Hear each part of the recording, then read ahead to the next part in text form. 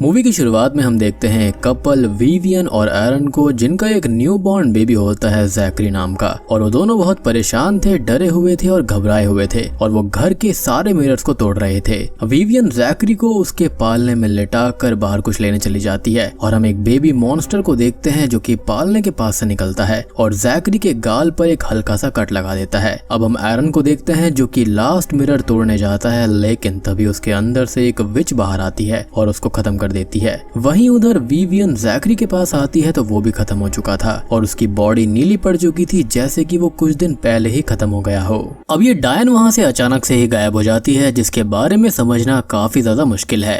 खैर, अब हमको दिखाया जाता है रेचल और जॉन नाम के कपल को, जिनका एक न्यू बॉर्न बेबी होता है इलाई नाम का, और वो दोनों उसके साथ एक न्यू बिल्डिंग अपार्टमेंट में शिफ्ट होते हैं। वो लोग अपना सामान रखने लगते हैं कि तभी उनके लिए एक पार्सल आता है, जिसके अंदर कुछ बॉक्सेस थे जो कि रेचल की मदर ने भेजे थे, और ये सब रेचल की बहन का पुराना सामान था, उसके बच्चे के खिलौने थे। और रेचल की बहन को ही हमने मूवी की स्टार्टिंग में देखा था, और विवियन ही है जिसके हस्बैंड और बच्चे के साथ ये सब कुछ हुआ था। और उसके साथ में एग्जैक्टली क्या हुआ था ये तो हम जानते हैं, लेकिन कैसे और क्यों, इस चीज के तो असली पत्ते आगे ही खुलेंगे। अब रेचल ज्यादा खुश नहीं होती कि उसके न्यू बॉर्न के लिए उसकी मदर ने ये सामान भेज दिया है, जिस पर जॉन बोलता है कि जो विवियन के साथ में हुआ वो हादसा था और अब हम उन चीजों को सुपरस्टिशन ना बनाए तो बेटर होगा। अब इन चीजों के अंदर एक किताब भी थी जिसके अंदर हिब्रू भाषा में कुछ लाइंस लिखी हुई थी, कुछ पिक्चर्स भी बनी हुई थी और एक धुन भी बनी हुई थी। अब रेचल को हिब्रू भाषा तो नहीं आती थी, लेकिन जॉन यहाँ पर एक यहूदी यानी कि जीव था जो कि रेचल से शादी करने के लिए कन्वर्ट हो गया था, तो उसे थोड़ी बहुत आती थी। और वो एक किताब में चेक करके बताता है कि बुक के अंदर जो लाइंस है वो एक तरह का ललबाय है, साथ ही साथ एक धुन भी बनी हुई थी, तो वो भी वही होगी। और रेचल उसे गुनगुनाने की कोशिश भी करती है, लेकिन एक फोन कॉल से वो बुक बंद कर देती है। अब कुछ महीने बिल्कुल सही जाते हैं, लेकिन इलाई सभी नॉर्मल बच्चों की तरह बहुत रोता था और सोता नहीं था, जिससे वो लोग काफी परेशान रहने लगे थे। परेशान भी नहीं बल्कि थक गए थे और स्ट्रेस्ड हो गए थे, क्योंकि बच्चों को पालना आसान नहीं होता। अब वो दोनों ही अपने काम से छुट्टी लेकर इलाई का ध्यान रख रहे थे। जहाँ पर रेचल का रेस्टोरेंट का बिजनेस होता है, वहीं जॉन एक आर्टिस्ट है जिसके आर्ट्स की एग्जीबिशन लगती है, तो आज वो अपनी एग्जीबिशन के लिए चला जाता है और रेचल अकेले ही घर पर इलाई का ध्यान रखती है। अब वो उसे शांत कर सुलाने की कोशिश करती है, लेकिन वो सोता ही नहीं, और उसके लिए बेडशीट निकालते वक्त उसे वही किताब मिलती है जिसके अंदर वो ललबाय लिखी हुई थी, जिसको वो गुनगुनाती है। और अब इलाई वो धुन सुनकर तुरंत ही आराम से सो जाता है, लेकिन हम घर के एक मिरर पर क्रैक्स आता हुआ देख पाते हैं। अब रात को जॉन काम से वापस आता है और रेचल उसको बताती है कि उसने इलाई को आराम से सुला दिया था, जिससे वो भी काफी खुश होता है। अब वो दोनों रात को सो जाते हैं और बेबी मॉनिटर वहीं पर रखा हुआ था, जिस पर हम एक विच को देखते हैं जो कि इलाई के पालने के पास में आती है, और इसी विच को हमने मूवी की स्टार्टिंग में भी देखा था। रेचल ये देखकर तुरंत ही इलाई के पास में जाती है, लेकिन उसके रूम में कोई भी नहीं था, लेकिन क्लोजेट वहाँ का ओपन हो रखा था, तो वो उसको चेक करती है जहाँ से कुछ नहीं मिलता। वो बेबी मॉनिटर को चेक करती है जहाँ पर उसको लगता है कि ये खराब हो गया होगा, तो वो उसे कचरे में फेंक देती है। अब जब वो बाहर आती है तो उसे कुछ हलचल महसूस होती है और वो सभी जगह पर चेक करने लगती है, लेकिन उसे कुछ भी नहीं मिलता। और एक मिरर में वो खुद को देखने लगती है, लेकिन हमें उस मिरर में वही विच उसके ऊपर नजर रखते हुए दिखाई देती है। साथ ही साथ उस क्रैक्ड मिरर पर और भी ज्यादा क्रैक्स आने लगते हैं। खैर, अब अगले दिन जॉन शावर ले रहा होता है कि तभी रेचल भी उसके पास में आती है, लेकिन उसके अंदर जॉन को वही विच दिखाई देती है, जिससे वो डर जाता है और उसे पुश करता है। और इस चीज से रेचल काफी ज्यादा नाराज हो जाती है। अब वो मार्केट जाती है न्यू बेबी मॉनिटर लेने के लिए, लेकिन यहाँ पर भी अपने आप उसे अंधेरा दिखने लगता है और वही विच उसको हॉन्ट करती है, जिससे वो बहुत ही ज्यादा डर जाती है।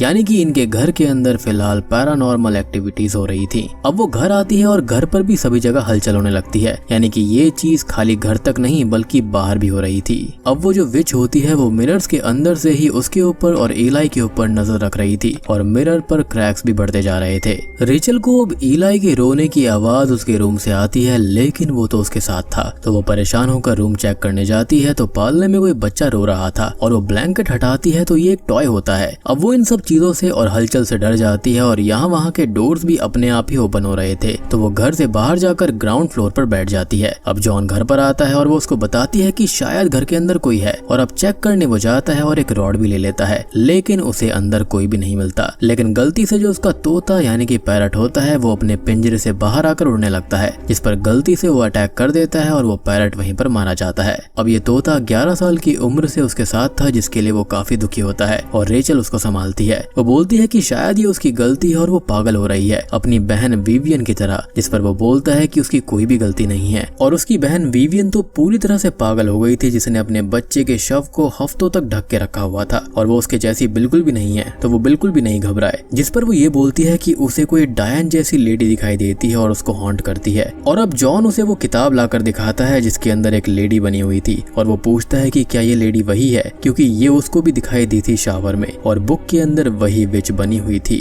अब वो दोनों काफी ज्यादा टेंशन में आ जाते हैं और वो एक दूसरे को संभालते हैं कि ये जो कुछ भी होगा वो दोनों मिलकर सह लेंगे और इस चीज से वो दोनों मिलकर ही बाहर आएंगे। अब रात को जॉन को ईलाई के रोने की आवाज बाहर से आती है, जबकि वो उनके साथ ही सोया हुआ था और वो नींद में उसे चुप कराने जाने लगता है, लेकिन जाते जाते ग्राउंड फ्लोर पर पहुंच जाता है और ट्रैश के पास जहां पर उसने वो किताब फेंकी थी। और ये ईलाई के रोने की आवाज में उस किताब ने ही उसको बुलाया था और वो उसे लेकर वापस घर चला जाता है। सुबह रेचल जागती है जिसके पास में ईलाई भी था, लेकिन वो सडनली गायब हो जाता है और ब्लैंकेट के अंदर से उसके रोने की आवाज आती है, जिसे वो ढूंढने लगती है, लेकिन उसे वहाँ पर मरा हुआ ईलाई मिलता है, जिससे वो बहुत ही ज्यादा घबरा जाती है। लेकिन वो रियल में ठीक था, जिससे उसकी सांस में सांस आती है। अब अगले सीन में जॉन ईलाई को लेकर चला जाता है क्योंकि आज रेचल को कहीं जरूरी काम से जाना था।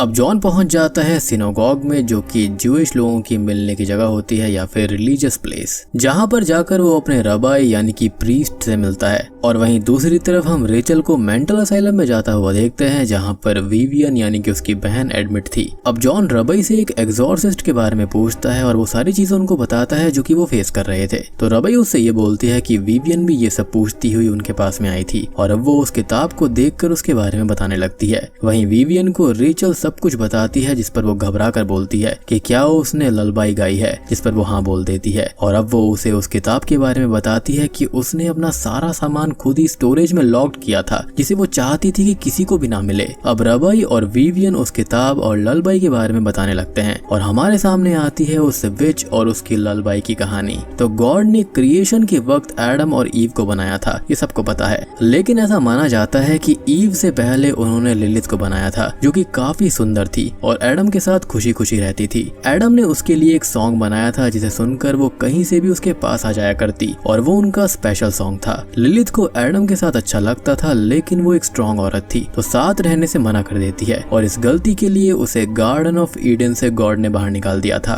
और वो जंगलों में घूमने लगती है और वुल्व्स के साथ में रहने लगती है और जन्म देती है एक इम्परफेक्ट डिफॉर्म्ड बच्चों को, जो कि आधे ह्यूमन होते हैं और आधे वुल्फ होते हैं। एडम के लिए ईव आई और उन्होंने अपने बच्चों को जन्म दिया, ह्यूमंस को, और लिलिथ को ईव के बच्चों को देखकर उससे जलन हुई और उसने उसके बच्चे चुराने शुरू कर दिए और जनरेशन दर जनरेशन यही चल रहा था। और यहाँ पर जनरेशन का मतलब कोई स्पेसिफिक फैमिली जनरेशन से नहीं है, बल्कि सभी ह्यूमन जनरेशंस की है, जो कि एडम और ईव से शुरू हुई थी। अब एडम ने अपने बच्चों को बचाने के लिए गॉड से प्रेयर्स करी और गॉड ने उसे अंडरवर्ल्ड में फेंक दिया था, यानी कि लिलिथ। अब आते हैं हम ललबाई यानी कि उस सॉन्ग पर। तो ललबाई वर्ड आया ही है लिलिथ और एबी से, मीन्स कि वो सॉन्ग जो कि लिलिथ को बच्चों से दूर रखता और मदर ललबाई गाकर अपने बच्चों को लिलिथ से बचाकर सेफ रखती। लेकिन लिलिथ ने यहाँ पर एक चाल चल दी और उसने उसके और एडम के स्पेशल सॉन्ग को ही उठाया और उसे ट्विस्ट करके एक ऐसी ललबाई बनाई जो कि उसे समन करने का काम करे। जी हाँ, और इस तरह से वो अभी भी बच्चों को यानी कि ह्यूमंस के बच्चों को उठाने में कामयाब हो जाती है जब कोई भी उस सॉन्ग को सिंग करता है, यानी कि ललबाई को। अब विवियन बोलती है कि वो हेल्प कर सकती है ईलाई को बचाने में, बस उसे यहाँ से बाहर निकाला जाए और रेचल मान जाती है।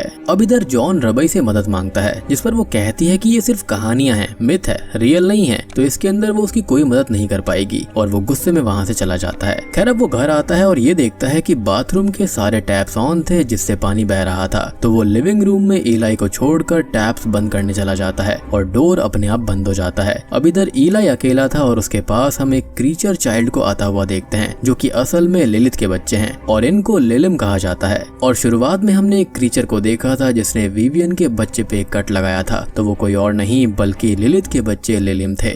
बेसिकली ये भी ह्यूमन से नफरत करते हैं। अब वो ईलाई के सामने एक ग्लास पॉट को तोड़ देते हैं जिससे कि कांच उसके सामने बिखर जाता है, जिससे कि उसको किसी भी वक्त एक कट लग सकता था। और दूसरी तरफ जॉन वॉशरूम में था जहाँ पर उसे लिलिथ की झलक दिखाई देती है। अब ईलाई यहाँ पर ग्लास उठाने ही वाला था, लेकिन तब तक रेचल घर आ जाती है और उसको रोक लेती है। वो वो अपने साथ विवियन को भी लेकर आई थी और जॉन उससे पूछता है कि वो उसे क्यों लेकर आई है, जिस पर वो कहती है कि वो उसकी मदद कर सकती है। लेकिन जॉन को ये चीज ठीक नहीं लग रही थी क्योंकि वो उसको मेंटली इल समझ रहा था। विवियन कहती है कि उसके बच्चे को लिलिथ ने क्लेम कर लिया था और उसके हस्बैंड को भी खत्म कर दिया और उन्हें ईलाई को बचाना होगा। सबसे पहले उस पर हर वक्त नजर रखकर और घर के सारे मिरर्स ढककर, और वो कभी भी उसे देखें तो वहां से तुरंत ही भाग जाएं। यानी कि रिफ्लेक्शन की मदद से लिलिथ उनके घर में कभी भी एंटर कर सकती है। बेसिकली वो उसके लिए आने जाने का पोर्टल है। खैर अब जॉन के पास में एक कॉल आता है और दूसरी तरफ एक आदमी था जो कि ये बोलता है कि उसके पास एक किताब है और उसको रबई ने बताया है कि उसे उसकी हेल्प चाहिए, तो वो अभी बताए हुए एड्रेस पर तुरंत आ जाए और जॉन वहाँ के लिए निकल जाता है। इधर विवियन और रेचल ईलाई का ख्याल रख रहे थे और रेचल ये बोलती है कि उसको ऐसा लगता है कि वो एक अच्छी माँ नहीं बन सकती। इस पर विवियन उसको संभालती है कि ये सब उसके दिमाग में लिलिथ ने डाला है और ऐसा इसलिए क्योंकि वो उसके भरोसे को तोड़ना चाहती है, जिसके बाद वो इजीली उसके बच्चे को ले लेगी, लेकिन रेचल को हिम्मत रखनी होगी।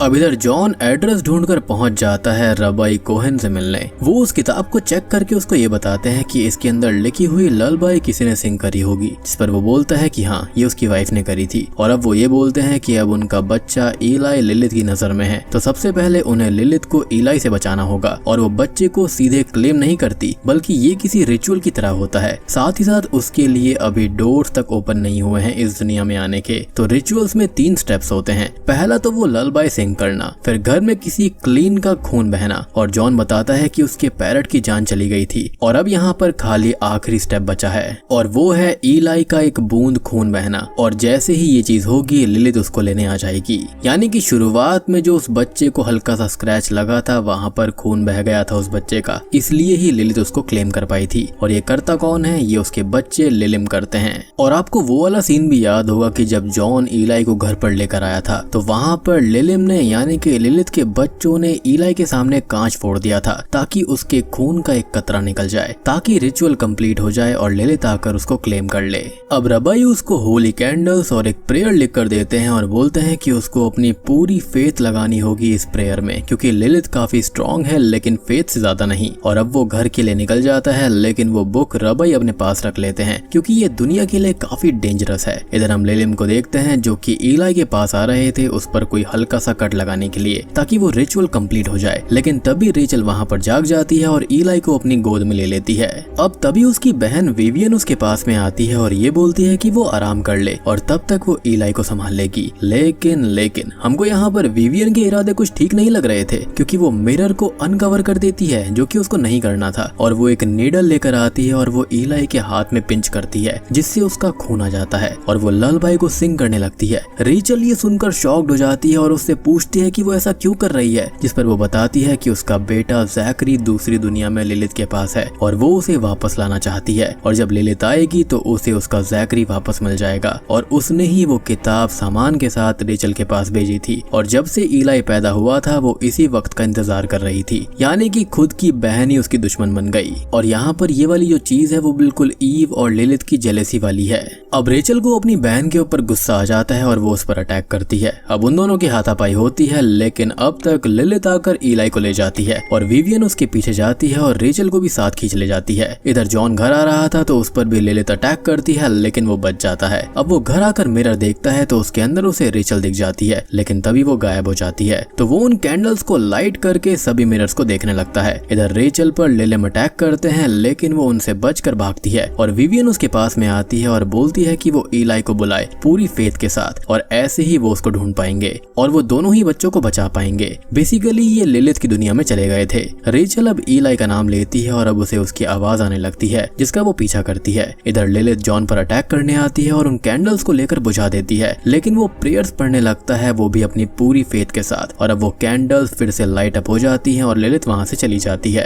अब इधर रेचल ईलाई को ढूंढ रही थी और वो एक रूम में पहुंचती है जहां पर उसको ईलाई मिल जाता है, लेकिन अब लिलिथ वहां पर आती है और उस पर अटैक करके ईलाई को ले लेती है। विवियन भी वहां पर आती है और वो लिलिथ पर अटैक करके ईलाई को रेचल के हाथों में दे देती है और उसे भागने का बोलती है और खुद लिलिथ को रोकने में लग जाती है, लेकिन अपनी डेंजरस ललबाई को सुनाकर लिलिथ उसको खत्म कर देती है। अब वो एक हॉलवे से भाग रही थी जहां पर ढेर सारे मिरर्स थे जिनके जरिए लिलिथ बच्चों पर नजर रखती थी, लेकिन अब वो मिरर्स टूटने लगते हैं जिससे बचने के लिए रेचल भागती है और जॉन की प्रेयर्स की आवाज उसको गाइड कर रही थी और वो अपने घर के मिरर के टूटने से पहले उसको पार कर लेती है। अब लिलिथ उन पर अटैक करने आती है और वहाँ पर मिरर से बाहर आने लगती है, लेकिन जॉन प्रेयर्स कर रहा था जिसे रेचल भी दोहराने लगती है और अब वो दोनों मिलकर उसे इस दुनिया में आने से रोक देते हैं और सब कुछ ठीक हो चुका था, हैप्पी एंडिंग हो चुकी थी। और आपको ऐसा लग रहा होगा ना कि यहाँ पर हैप्पी एंडिंग हुई है, तो नहीं, ऐसा बिल्कुल भी नहीं है, क्योंकि असल में विवियन ने ईलाई को जैकरी से बदल दिया था और रेचल बच्चा चेक करती है तो ये जैकरी था और उसका असली बेटा ईलाई अभी भी लिलिथ की दुनिया में उसके पास था, जिससे कि वो बहुत ही ज्यादा दुखी हो जाती है। यानी कि उसकी बहन का मकसद यानी कि विवियन का मकसद यही था कि उसको बस अपने बच्चे को बचाना था, यानी कि वो वाकई में मेंटली सिक हो गई थी। और अगर हम इस चीज को माँ का प्यार भी बोल दें तो भी उसने अपनी ही बहन को धोखा दिया जो कि खुद एक माँ थी। अब मूवी के एंडिंग सीन में जॉन रबाई कोहेन के असिस्टेंट से वो बुक चुरा लेता है और रेचल के पास में जाता है जो कि कुछ करने के लिए तैयार थी। और ये क्या करने वाले हैं ये तो हम जानते हैं, ये ईलाई को वापस लेने के लिए उस दुनिया में जाने वाले थे। लेकिन अब उनका सामना सिर्फ लिलिथ से नहीं होगा, क्योंकि पोस्ट क्रेडिट सीन्स में हम देखते हैं कि लिलिथ की दुनिया में एक नई विच बन गई थी जो कि कोई और नहीं बल्कि विवियन है। जी हाँ, और उसके पास में ईलाई है। तो अब चीजें बहुत ही ज्यादा सीरियस और भयानक होने वाली हैं। इसी के साथ में ये मूवी यहीं पर खत्म हो जाती है। तो दोस्तों, ये थी ललबाय या फिर ललाबाय मूवी की कहानी। उम्मीद करता हूँ कि आपको ये कॉन्सेप्ट जरूर पसंद आया होगा। अब देखो, इस मूवी की अच्छी बात यह है कि ये एक प्रॉपर हॉरर मूवी है। यहाँ पर कोई भी मिस्ट्री नहीं है, कुछ भी नहीं है, प्रॉपर हॉरर है यहाँ पर। तो इस सेंस में ये मूवी काफी अच्छी है। ऑब्वियसली मूवी के कुछ ड्रॉबैक्स हैं, कुछ लेजी राइटिंग है, लेकिन ओवरऑल मूवी ठीक है, एक बार तो देखी जा सकती है। और यहाँ पर ये जो लिलिथ, ईव और एडम वाली माइथोलॉजी को इंक्लूड किया गया है वो भी सही है। अब यहाँ पर रेचल, विवियन और ईव और लिलिथ के अंदर काफी सिमिलैरिटीज हैं, यानी कि कहानी के अंदर। लिलिथ यहाँ पर ईव के बच्चों से चिढ़ रही थी क्योंकि वो दिखने में काफी सुंदर थे, काफी अच्छे थे, इसलिए वो उनको चुरा लिया करती। और सेम चीज यहाँ पर विवियन ने भी करी। उसको ये लगा कि उसके बच्चे का बचना ज्यादा जरूरी है एज कम्पेयर टू ईलाई। बाकी लिलिथ ने यहाँ पर एक तरीका निकाल लिया था इस ललबाय के जरिए ताकि उसको समन किया जा सके और वो ह्यूमंस के बच्चों को ट्रिक करके हमेशा ले जाए। और ये चीज मुझे लगता है सदियों से होती आ रही थी, तभी तो वहां पर ढेर सारे मिरर्स थे, ढेर सारे पोर्टल्स थे। तो दोस्तों, आज की वीडियो में इतना ही। उम्मीद करता हूं कि आपको ये एक्सप्लेनेशन कॉन्सेप्ट अच्छा लगा होगा। वीडियो अच्छी लगी हो तो लाइक कर देना, चैनल के ऊपर नए हैं तो सब्सक्राइब कर लीजिए।